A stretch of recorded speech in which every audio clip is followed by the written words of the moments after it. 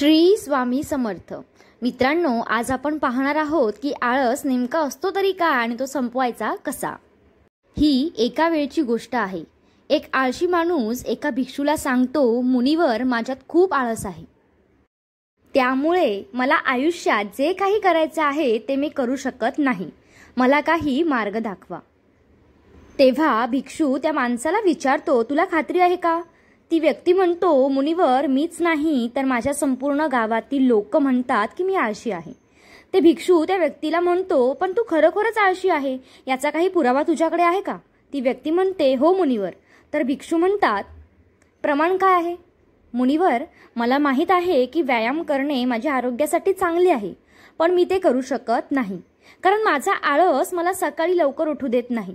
त्याला बौद्ध भिक्षू म्हणतात, बरं, तू अशा आजाराने त्रस्त आहेस तर? ती व्यक्ती म्हणते, हो मुनिवर।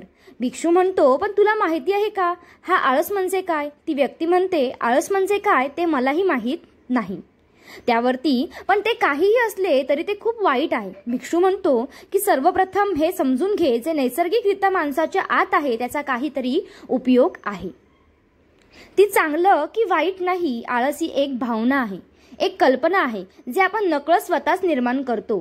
ती व्यक्ती विचारते, पण हे कसे?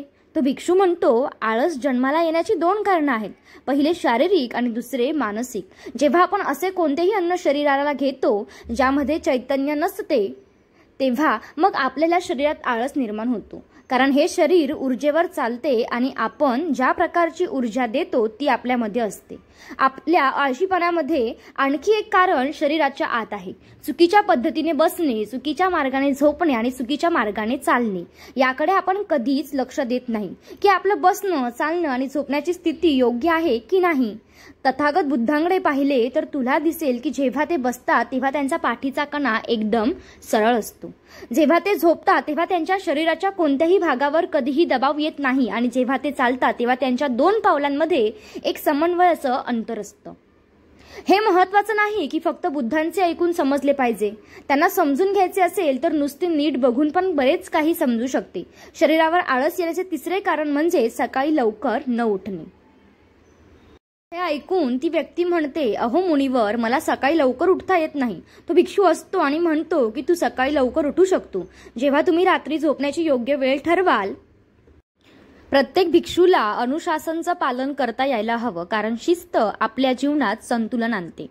बहुतेक लोक शिस्तीला वाईट समजतात, कारण त्यांना वाटते की शिस्त त्यांना बांधते, परंतु प्रत्यक्षात असे आहे की शिस्त आपल्याला बांधत नाही, उलट मुक्त करते। मग ती व्यक्ती विचारते, पण मुनिवर, कुठून सुरुवात करायची? बरोबर खाणे, बसणे, झोपणे, चालणे किंवा सकाळी लवकर उठणे? ते भिक्षू म्हणतात, आतापासून सुरुवात कर। यावेळी तुम्ही जे काही करत आहात ते काळजीपूर्वक करा। आधी मनाच्या स्तरावरचा आळस समजून घ्या। तसे बहुतेक परिस्थितींमध्ये मन शरीरामुळे आळस निर्माण होतो।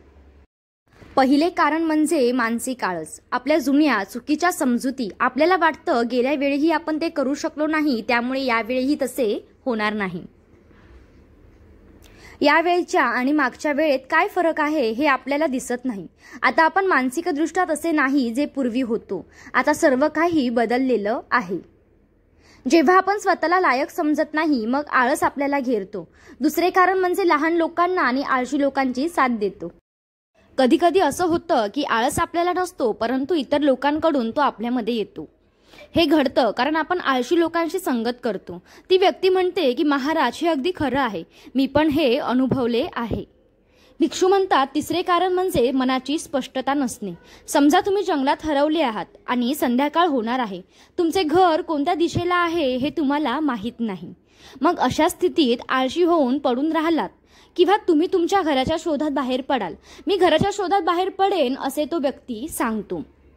तेव्हा तो भिक्षू म्हणतो, खूप प्रयत्न करूनही तुला तुझ्या घरचा रस्ता सापडला नाही, मग काय करणार? ती व्यक्ती म्हणते, मी अजूनही शोधत राहील, कारण त्याशिवाय माझ्याकडे दुसरा कोणताही पर्याय नसेल। त्याला भिक्षू म्हणतात, आळस तेव्हाच माणसाला पकडतो जेव्हा त्याला अनेक पर्याय असतात।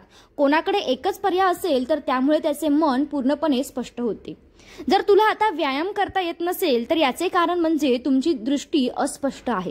भविष्यात होणारे रोग तुम्ही पाहू शकत नाही. त्या आजारांमुळे होणाऱ्या वेदना तुम्हाला सध्या जाणवू शकत नाही. ते भिक्षू पुढे म्हणतात, आळसाचं चौथं मानसिक कारण म्हणजेच कोणतंही काम करण्याचे कारण नसणे. समजा तुम्ही रस्त्याने कुठेतरी जात आहात आणि बराच वेळ चालल्यानंतर थकवा आला आहे. आता तुम्हाला चालावेसे वाटत नाही. तुम्ही आळशी होत आहात. मग तुम्हाला तिथे एक सिंह तुमच्या मागे येत असल्याचे दिसेल. मग अशा परिस्थितीतही तुम्ही तुमच्या आळशीपणामुळे त्याच्यासोबत राहाल का? नाही ना. तर हे समजून घ्या, आळस तुम्हाला तीच गोष्ट करण्यापासून रोखतो जे करण्याचेही कोणतेच मोठे कारण नसतं. श्री स्वामी समर्थ.